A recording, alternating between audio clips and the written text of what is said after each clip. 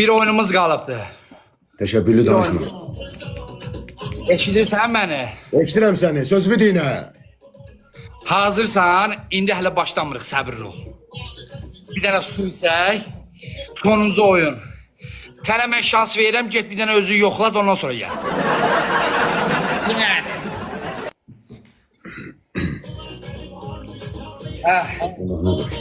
Gözlə, Vüsal gözlə bir dənə. Gözlə, ola bilər sənə də dəstək gələ bilər, mən oyunun taleyini indi həll eləyir. Şod neçədir? 4-2-dir də, 4-2-dir, 4-2-dir. 4-2 mən uduram. Mən Bəli, səni bəli. 5-0 uduram. O birisi oyundan sənə eləmirəm. Nə? Nə?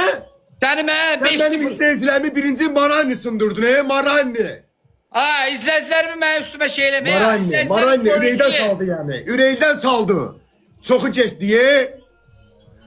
Sən burada kütləni yönləndirmə, Nə eşitirsən. yo, mən kütlü işləyə olmamışam. Mən demişəm 2 oyun Razminka olacaq, mən də izləyicim gəlsin. Razminka. Elə mən şişirdən mən Razminka eləyim. Aydın, ayıp 5 deyil. oyun, 5 kazanan olur, düzdür mü? Kod ver. Başlayın da başlayın. Gözlə. Revanş tutarsın gözlə, səbirli ol. Bir də səbirlə danış, Vüsal. Sən oyunu uduzursan, düzdür mü? Bəli. Sabah gəlirsən. İndi qızıl qayçını dediyimi, qızıl qayçını qol boyun bağını bağlayıram boynuma. Nə deyirsən? Deyirəm ki, bərbərdə ilin bərbəri. Sən kimsən axı mən ilin bərbəri seçəsən? Mən Vüsal istili. Kimsən həmən ilin bərbəri seçəsən? Şəhərdə kulalar var. Sən Sənə deyirəm Vüsal ki, istili sənə verəcək adı. mən sənə deyirəm ki, sən sabah gəlib nə deyəsən, biraz mən maraqlı, bahalıdan, biraz maraqlı danışıyorum hələ. Yo, sən necə deyirdin? Mən səninlə belə danışıram, amma heç kimlə belə danışmıyorum, mən tanıyan bilir. Sən özün də mən, bura oyundur, bura yayımdır. Sən elə bilsən sən udmusan, udandan sonra danışarıq.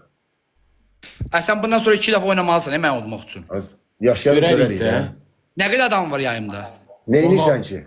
Söz danışıram. 16.000. 17.500 də məndə. Sən birindən Respublikamıza sonra. baxın. Hələ ölkədən kənardayıq. Hamı eşitsə deyəsəni dünya brendiyəm. Falan Mən ölkədə dünya mənə qadağa qoydular, stilmə.